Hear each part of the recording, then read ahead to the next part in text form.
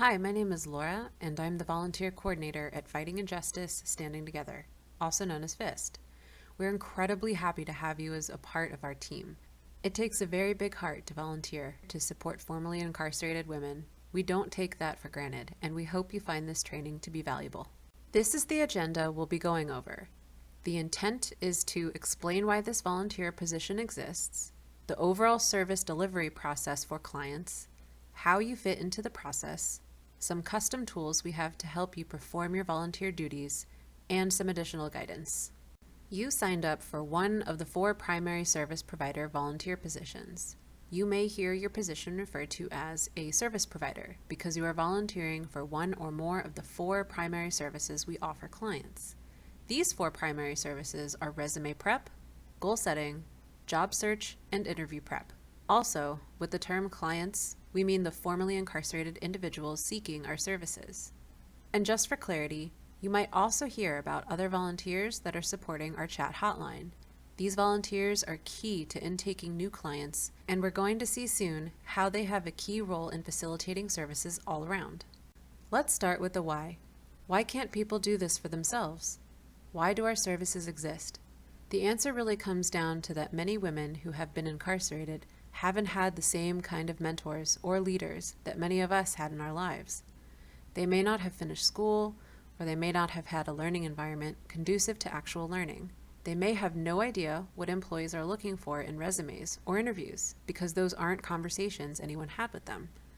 So we take the approach of writing resumes, conducting job research, helping with interview practice sessions, and setting goals with our clients.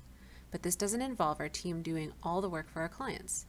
We have found that this is not the way to go, and it is most effective when clients put some skin in the game. We're going to go through what that looks like in upcoming slides. Okay, here is our big picture process diagram for services. We're going to walk through this in detail, but at a high level, the blue arrows and blue words, and orange arrows and orange words are operations that our chat volunteers conduct. You only need to focus on the process seen in green arrows and green words near the bottom of the process diagram. In fact, these little action figures are you, circled on the right here. Let's walk through this. Starting on the bottom left with the blue human icon representing a returning citizen. A returning citizen comes to our online hotline and requests job-related services, i.e. one of our 4 primary services. Our online chat volunteer processes this request, sends a client a form to fill out, and once the client fills out the form, that form is sent to you, the service provider. From there, you initiate the service that you are responsible for. That is the high-level description. Let's look at it from a different angle and dive a little bit more deeply into this process. We can break this process down into 6 or 7 key steps and look at each step a little more closely. Here are 4 returning citizens on the left. These 4 returning citizens are each asking for different services. The first returning citizen is asking for help with resume writing. The second is asking for help with job search. The third is asking for help with goal setting. And the fourth is asking for help with interview prep. Our chat hotline volunteers explain the service to them and then receives the client's request for service. Then, our hotline volunteers send a form to the client to fill out. This form will be specific to the service the client is asking for. So, if the client is asking for resume help, the form our chat volunteer sends to the client contains specific questions that would aim at collecting information for creating a resume. The same thing goes with the other 3 forms we would send to clients.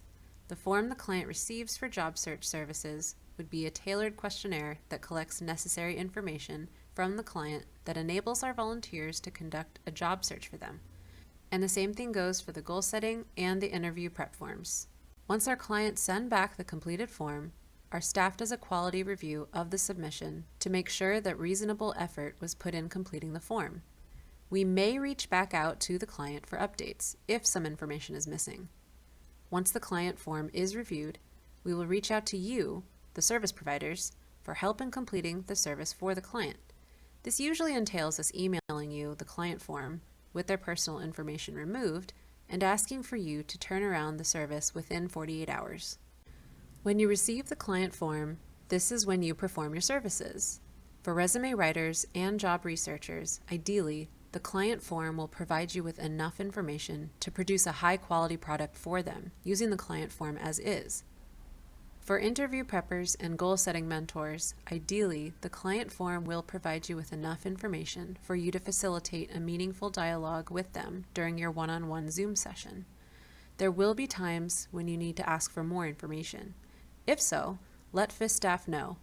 Depending on the client, we might ask for more information again on your behalf. If you are one of the more experienced volunteers and we feel that the client would be receptive to it, we might set up a one-on-one Zoom call between you and the client to collect more information. But there are a lot of factors to consider though, so don't be angry if FIS staff already says they have tried several times to get more information, and that what you have is the best information we can get. There may be other factors, like a sense of urgency at hand, or a client that has different challenges we're trying to be considerate of. But don't hesitate to ask. Sometimes we can get more info, depending on the client and the situation. Just be prepared that we might have various reasons that we might ask you to please work with what you got. If you cannot perform your services because there isn't enough for you to work with, please let us know. We'll assess if it is feasible to reach out to the client again for more information, but we might have to reassign the task to a different volunteer who has experience working with these kinds of client forms. We're going to talk more about expectation setting a little bit later. The bottom line here is that this is the stage that resume writers and job researchers will prepare a final product, and goal-setting mentors and interview preppers will prepare for a conversation with the client.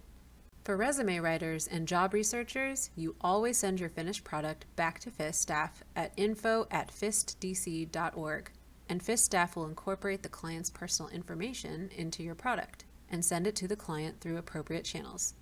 For goal-setting and interview prep volunteers, you will let FIS staff know what blocks of days and times you are available for a 1-hour session on Zoom with the client, and we will schedule a time with the client to meet with you on Zoom.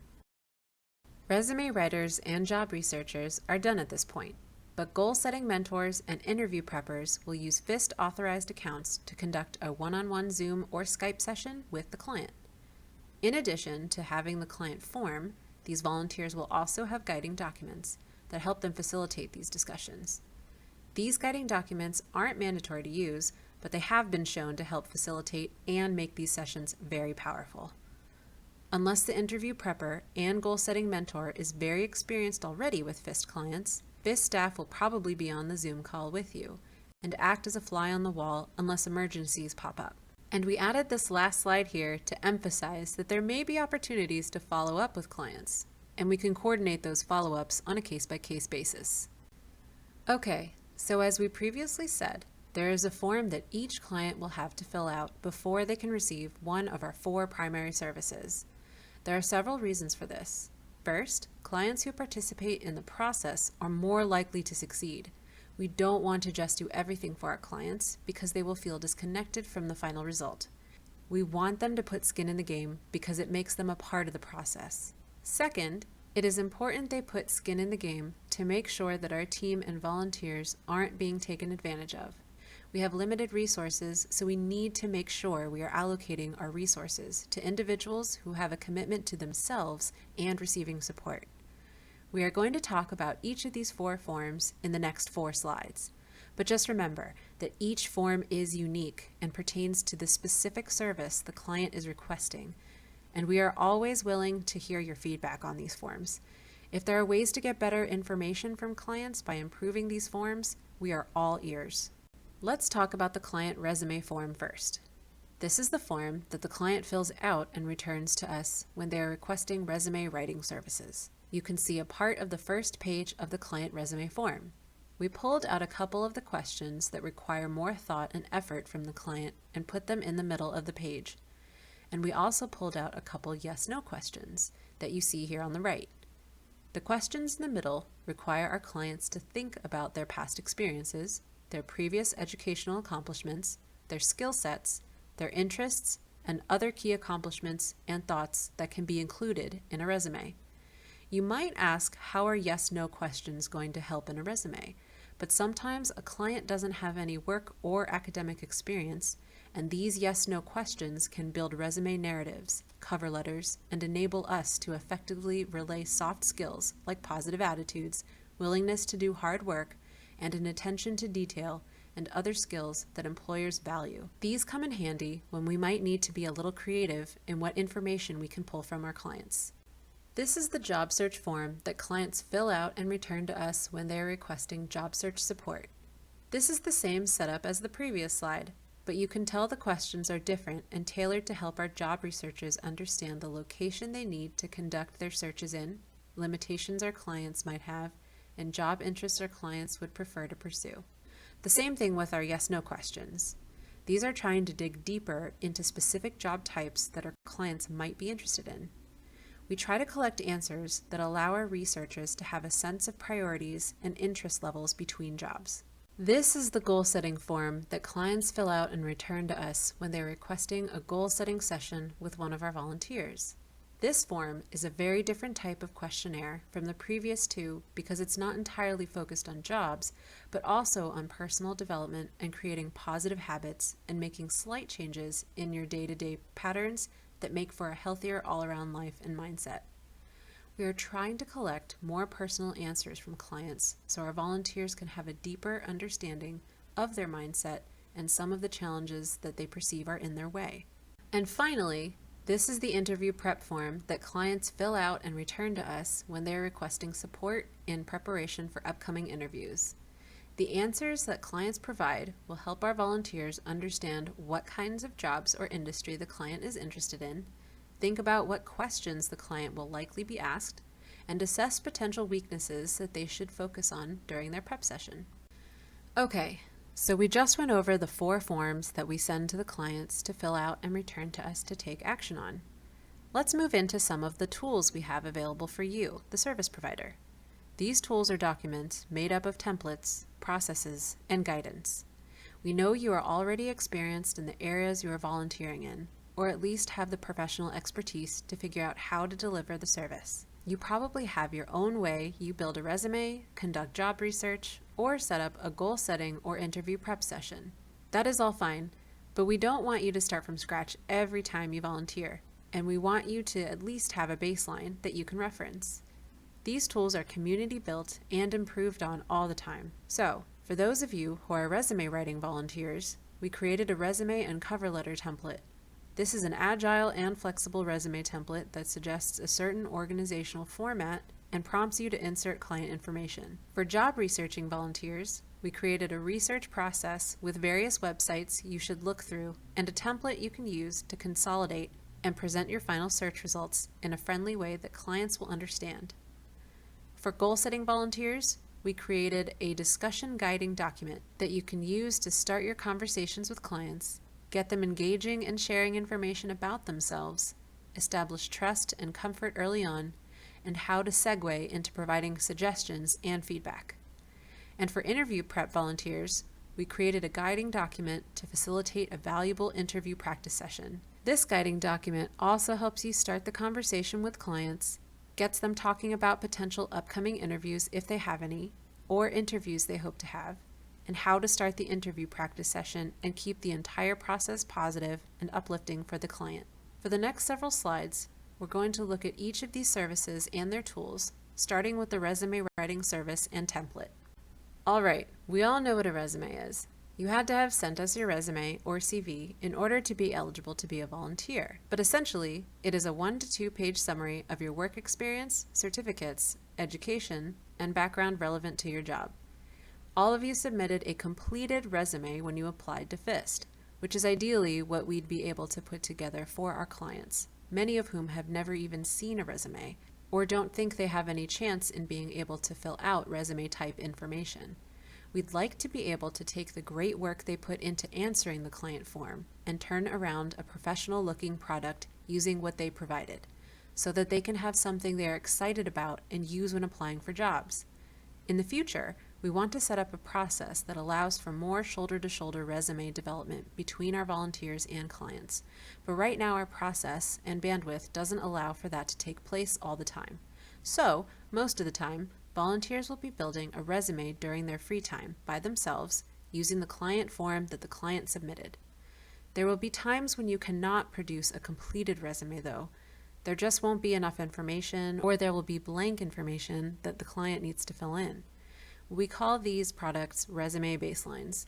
These are about 90% complete resume products, pending a little bit more information that the client needs to think about and insert. When we have resume baselines, we will make it very clear to the client where they need to fill in the information by putting in prompts that say, insert information here. We'll usually make them a different color, like red, or highlight it so they know that they need to take action in this particular part of the page. In the middle of the slide is a perfect example. In this particular case, the client forgot the small business name they worked for many years ago and said they would need a couple days to find their old colleague's information. It took a little bit longer than expected, and we wanted the client to have something they could use while they researched that information, so we sent them a resume baseline that said insert name of company here. Oftentimes, we can go back and ask them really quick, but every client is different and every situation is different, and we might need to get this product out the door with only a resume baseline and not a completed resume. Furthermore, there may be times when a cover letter is necessary to help clients out. In most cases, a cover letter is not required, but you may decide that this particular resume or client should have one. Or we may have additional information on the client and request that you build a cover letter as well. Alright, so we are big advocates of working smart.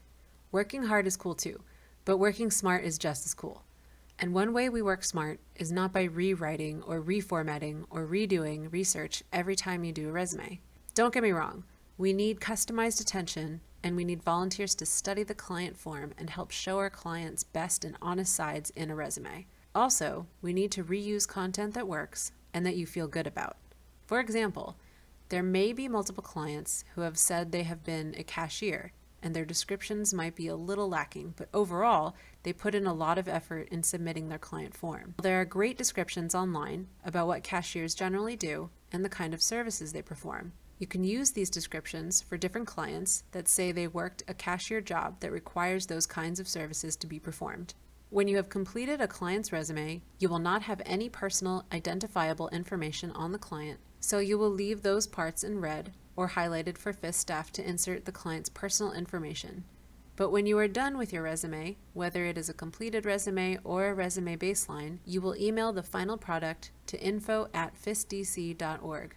FIST staff doesn't usually ask for revisions unless something has gone bonkers, like you've tried out a new template and maybe it's a little bit futuristic and we might ask that you use a more standard resume template.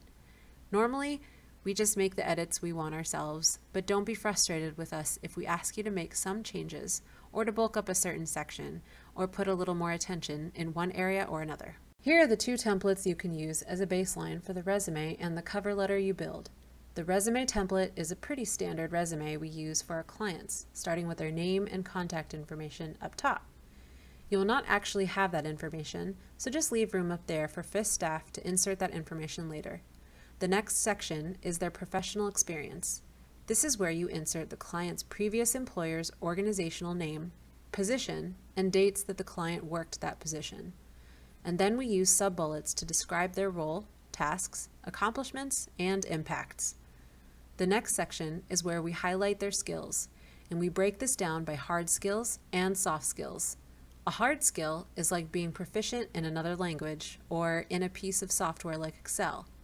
A soft skill is something like communications or being able to multitask or work under pressure. And finally, the last section of the resume is to include their educational accomplishments.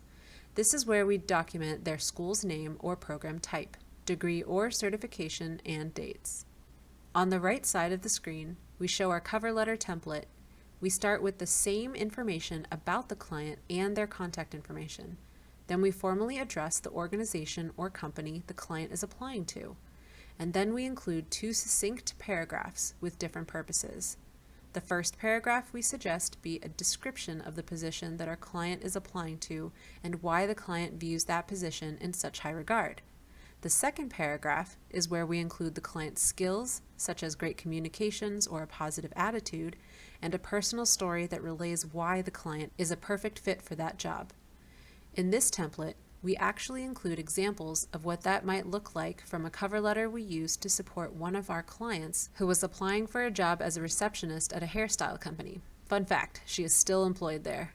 And finally, we are working on developing additional tools for resume writers, such as a consolidated list of descriptions that can be used for certain job types that we frequently see clients having experience with. But we are always looking for additional suggestions, so feel free to reach out. One suggestion we recently received is to allow the resume writer to send a couple encouraging sentences along with their resume that uplifts the client and lets them know that their volunteer thinks they have a lot of talents. So we are allowing that as well now. Okay, so we just talked about how resume writers operate and the tools they use. Now let's talk about the job researching volunteers, the research process, and how we deliver the final product. I believe we all know what we mean by job research, but essentially, the volunteers who support this mission will be given information about the client, such as their zip code, interest levels with certain jobs, and job limitations. Volunteers will have all this information because this is a part of the questionnaire form the client fills out prior to receiving services. Then the volunteer will conduct searches for jobs that are local to the client, fit the client's interests, and accommodate their limitations. And what we mean by limitation is something like the client might only be able to work until 3 p.m. because they have after-school kid responsibilities, or they might have a bad back so they need a job that doesn't require them to be walking around too much lifting heavy objects. Ideally, the volunteer will find 5 to 10 jobs that meet the client's needs. That can be challenging at times and very easy at times. So our goal is a minimum of 5, but striving for 10. The web tools we encourage our volunteers to use are Snagajob, Indeed, Monster, and ZipRecruiter. These are browsing tools for all kinds of jobs that generally match what our clients' needs are. We also encourage job searches directly into Google because they have a job search capability as well, where they query other job sites for you. We also encourage our clients to look into organizations that are known to hire formerly incarcerated individuals. Unfortunately, this can be messy. Many of the websites are not well known, and not every branch of large organizations will always hire formerly incarcerated individuals, so sometimes it's really by location. Either way, we have consolidated a list of websites that you can use to scan through organizations that have had a history of hiring previously incarcerated individuals. We ask that you consider filling in our template when you build your search results and final product. This template is set up in a client-friendly way that lets them know the organization that is hiring, the position type, the link that they can use to apply online, and the address they would be performing their work duties.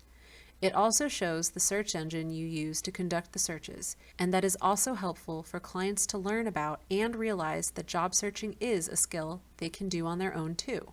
Here's a screenshot of the template we provide and would like for you to use, or at least use as a baseline for your finished product. It starts out with identifying the zip codes you searched within. In some cases, the client will provide FIST with a zip code, but really they are pretty close to other zip codes too, and there is reasonable transit, so considering other zip codes made sense. The next section highlights some of the search criteria you used. So maybe you put down that the research you did was primarily in the services industry, or for jobs that had to do with waitressing.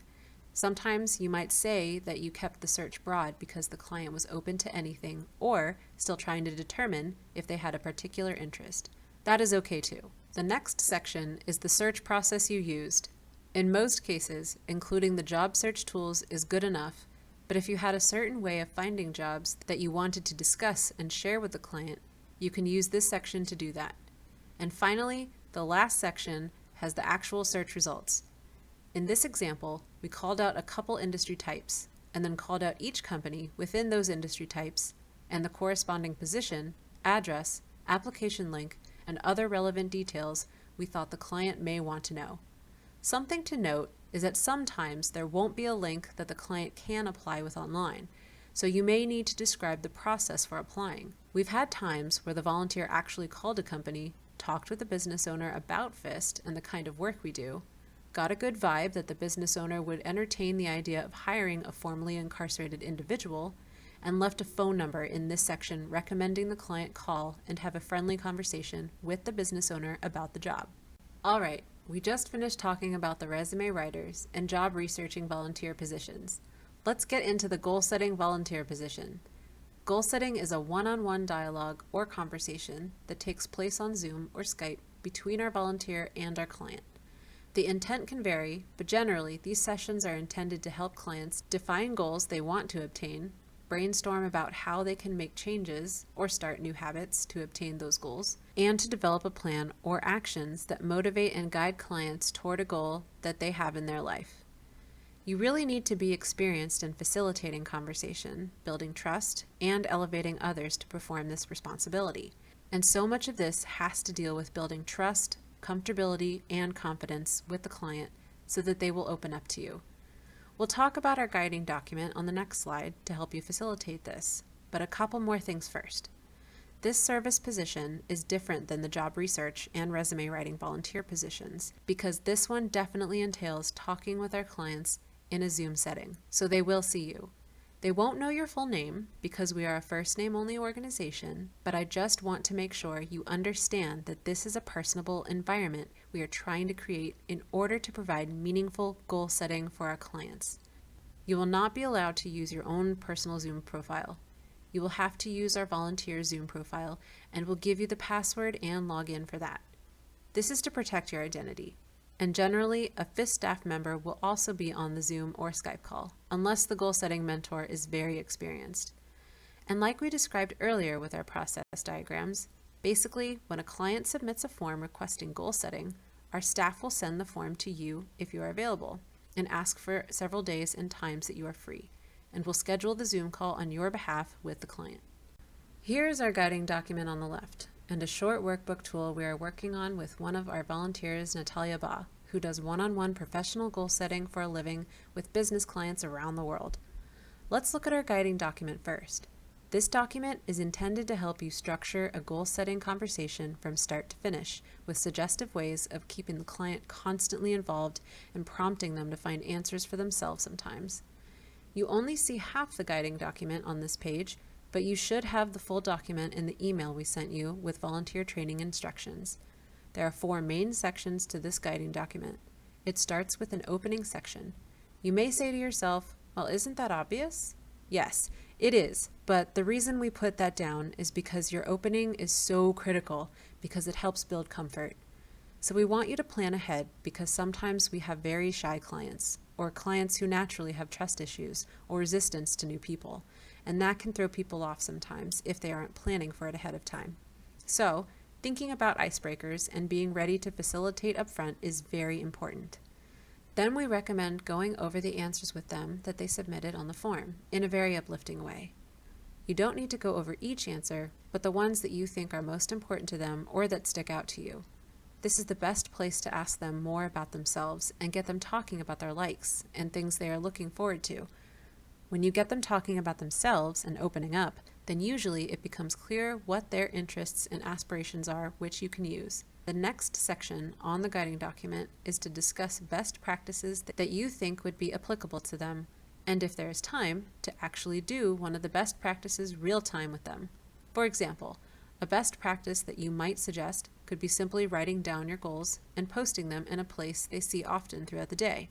Or maybe their goal is to be healthier. So you might decide to organize their day-to-day activities with them throughout the week in a calendar and show them how you would fit in time for them to get some exercise in every day, or to share some online exercise channels with easy challenges every single day that they can access. Our final section in the guiding document is to close the conversation in a way that is actionable and provides them with some motivation or next steps to accomplish.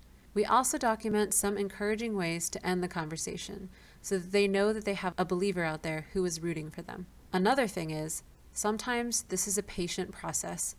You may only end up staying on one topic and one goal the entire session, and the dialogue may end without anything really written down. That can be fine sometimes because a lot of the times the conversation was so robust that maybe the volunteer didn't want to interrupt it. We understand. This may mean that you want to go back and write some findings down for the client or do a follow-up. That is okay. We'll work with those situations on a case-by-case basis. Just ensure that your follow-ups still follow the same guidelines where you are not giving out personal information and you are using FIST accounts and coordinating with FIST personnel. The last thing I want to talk about is the screenshot of the workbook and questions we have on the right side of the slide. This is a short customized workbook with goal-setting questions and suggestions that one of our great volunteers is putting together for us that may be utilized during the goal-setting sessions, or could be used as something you can share and send to the client to fill in and continue building off of. You can find more of her material at nataliaba.com and share some of the professional material there as well. The fourth and final service provider volunteer position is interview prep. This is a critical service because our clients already have a lot of barriers working against them, and if they can ace an interview and show their best side, that can give them the extra push to obtain a job. Just like the goal-setting volunteers, this volunteer position entails working with the client on Zoom or Skype one-on-one. So they will see you. They won't know your full name because we are a first name only organization, but I just want to make sure you understand that this service really needs to take place in an environment where they are practicing their verbal response out loud with someone.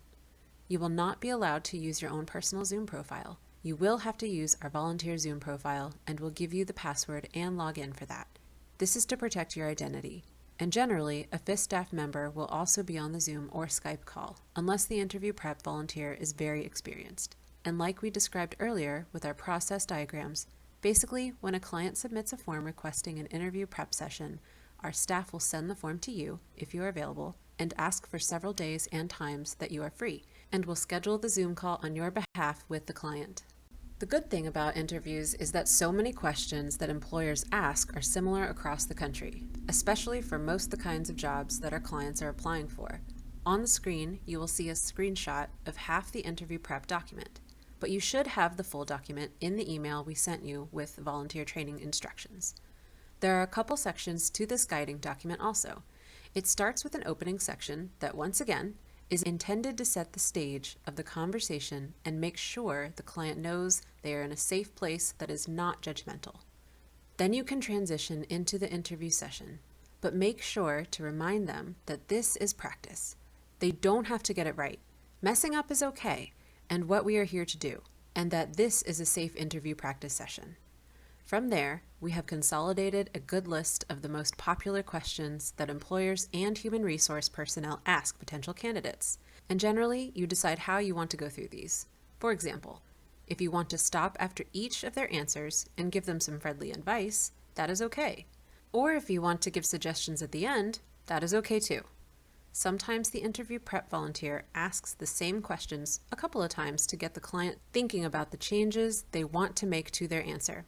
Sometimes you will write down their best answers and have FIS staff send that to them after the session. All of these methods are okay.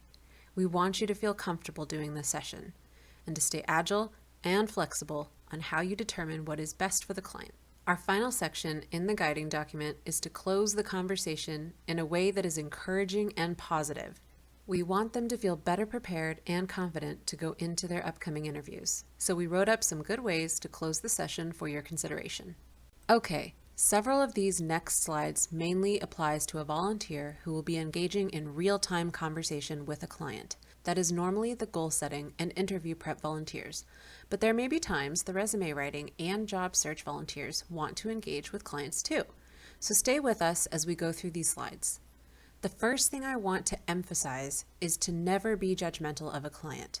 Many of our clients have been put down their whole life. We want to be the organization that lifts them up. Be prepared for the conversation to go in an atypical direction though. It could happen. If this is the case, never be judgmental no matter what they say. Listening is important to establish trust. The best response you can give is thanking them for being honest with you and being brave to share that information with you. But try to pivot the conversation in a friendly way back to the service you are providing. One thing you can always do is refer the client to the chat hotline who specializes in listening and providing support and resources. Hopefully, this will never happen, but we are going to talk about emergency responses in an upcoming slide in case, for some reason, something concerning is brought up. But this slide is to talk about what not to say or offer. First, never offer money. This is not a service we provide.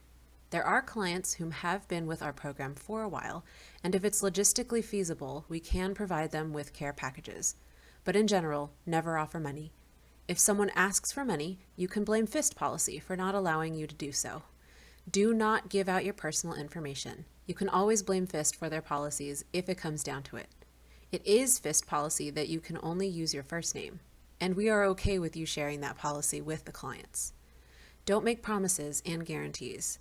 There will be times you make friendly suggestions in a non-medical manner, but those should be within the boundaries of the service you are providing. Never demand that a client do something. We take an encouraging stance, but that should not turn into a burdensome pressure that makes clients feel compelled to do something. We stay in our lane. We offer the services listed on our website. We never claim or suggest we are medical professionals. And we stay in our lane when it comes to what we focus on. You can always refer clients to our chat hotline, who can help support a broader array of services and do research on resources. Also, we never agree to unlimited services.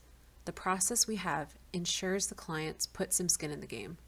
We are already stretched thin, so if a client wants an additional service or an additional session, have them work that request through the chat hotline or by emailing FIST staff at info@fistdc.org. And last but not least, don't ever say, "I know what you're going through. It will be okay," or "calm down." These are specific sentences we've been told to avoid. Every client's story and pain is unique and real, and we don't want to downplay that truth. We are working on additional service provider services, but right now we only have 4 services plus our chat hotline. These are services we are working towards, and we may provide them in a limited capacity right now, but the services on the slide are not services we are advertising broadly because we just don't have the capacity or processes yet to do them on a large scale. As a friendly reminder, your engagements with the clients will only be through approved FIST accounts. This is for everyone's benefits. Most of the time, especially if you are new, a FIST staff member will be on the Zoom or Skype calls with you, and you are never supposed to email a client directly from your personal email account. We have processes in place for a reason and extra FIST accounts and logins to help facilitate those processes. This is a good time to talk about confidentiality and disclaimers. We have to try to stay in our lane as an organization, but because we offer some one-on-one engagements with volunteers, clients might tell you sensitive things.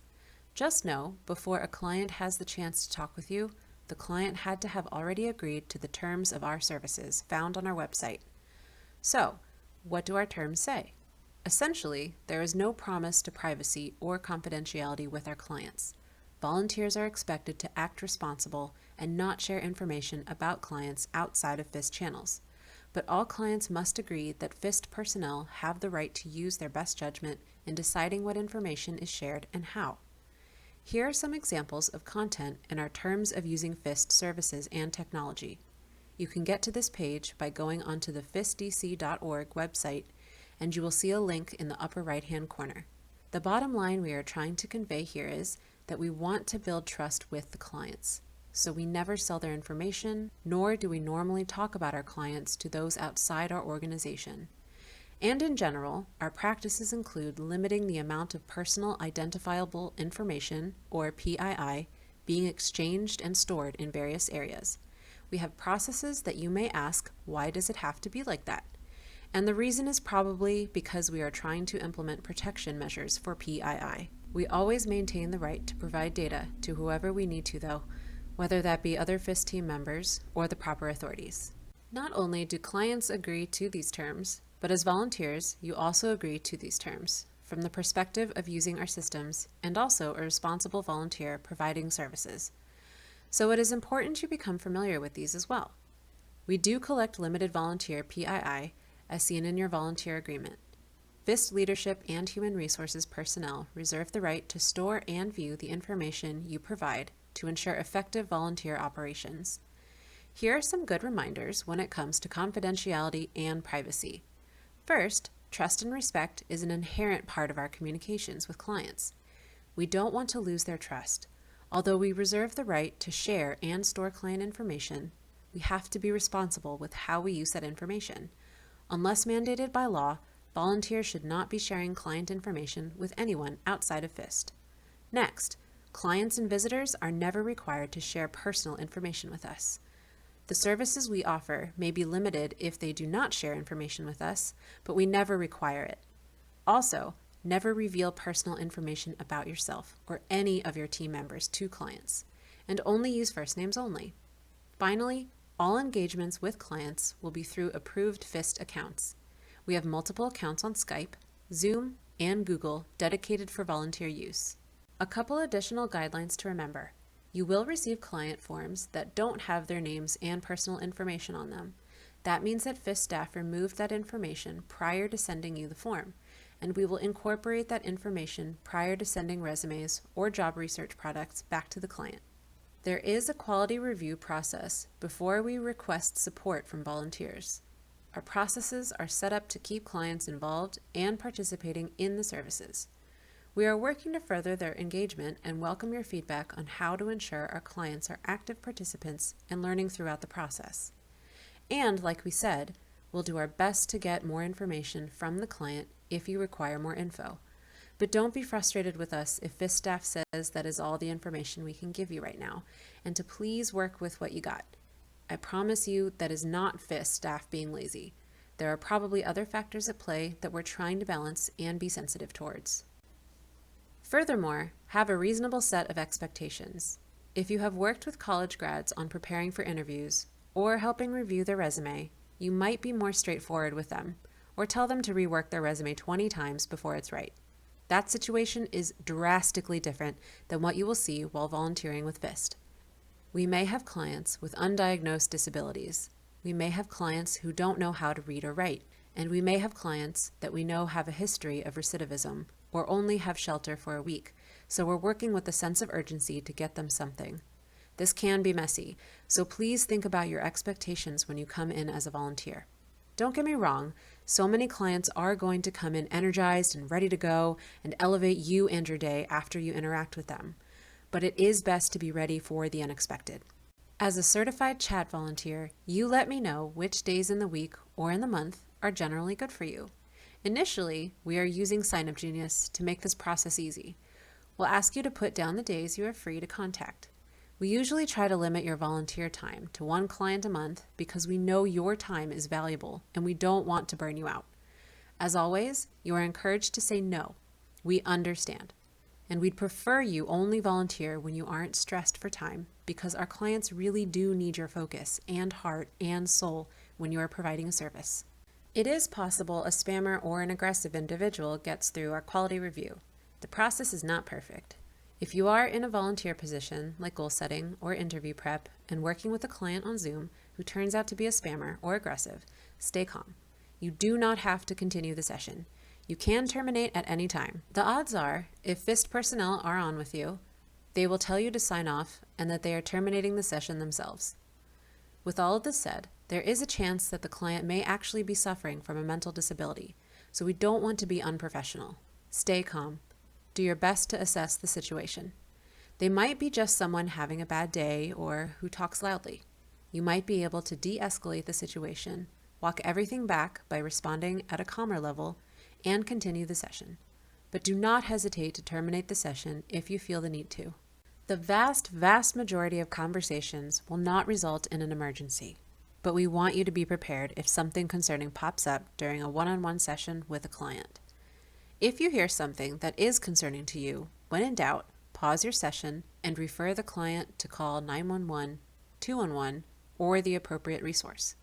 But remember, as a FIST volunteer, you are not a mandatory reporter, so you are not required to take action. What that means is, if someone during your conversation tells you about abuse, you don't have to call the authorities. However, we do practice what we call warm transfers.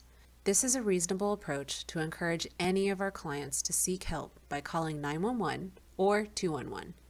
We don't want to just ditch people. That is not the kind of culture we are trying to create.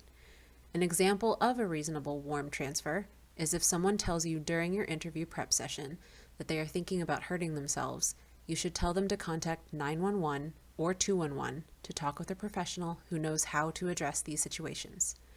If you know more specialized services off the top of your head, like the National Suicide Prevention Hotline, you can refer the client to that resource. But when in doubt, 911 or 211 is what you should refer clients to. But at the end of the day, we operate within reason, and we are not mandatory reporters. If an emergency occurs, of any kind, please notify FIST staff as soon as possible. That makes up our service provider training. I hope it was informative, and we are always ready to hear your feedback. So please don't be shy to email us at info@fistdc.org. So what's next? Well, after you complete all the required training and reading, and after you fill out your required volunteer form, then we move on to our Zoom sessions.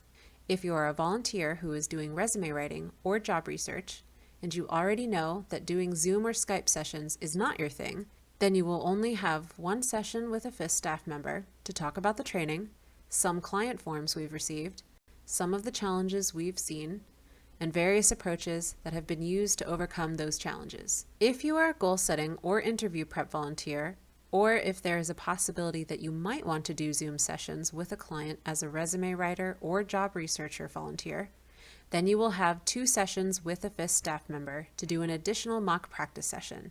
This is because we don't want the first time you practice facilitating a service from start to finish with an actual client. It is best to work out these kinks in a friendly session with FIST personnel. Both the first session and the second session will be about 2 hours. Please note, for those who will be doing a second session, because you are a volunteer that is engaging with clients on Zoom, many people require a third or fourth or fifth session. That is normal.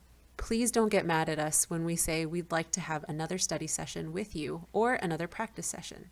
You may be a 40-year veteran and have talked with thousands of clients before.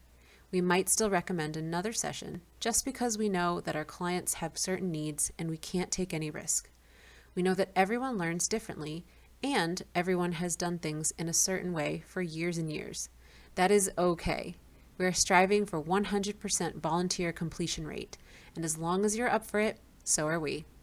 We have such a vulnerable client base that we need to make sure that each volunteer is overly prepared and sensitive to various client situations. We want you to feel like a veteran before you engage for the first time with a client. After all of this is done, you will become a certified volunteer with FIST. We'll send you a certificate, and if you let us, we'll share the news. And from there on out, you can let us know what days are good days to reach out to you during the month through our Sign Up Genius link that we'll share with you.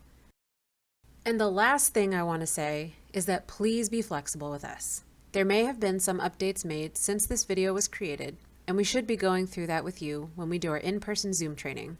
Thank you so much. You are awesome. I look forward to talking with you, and please don't hesitate to reach out to us with questions.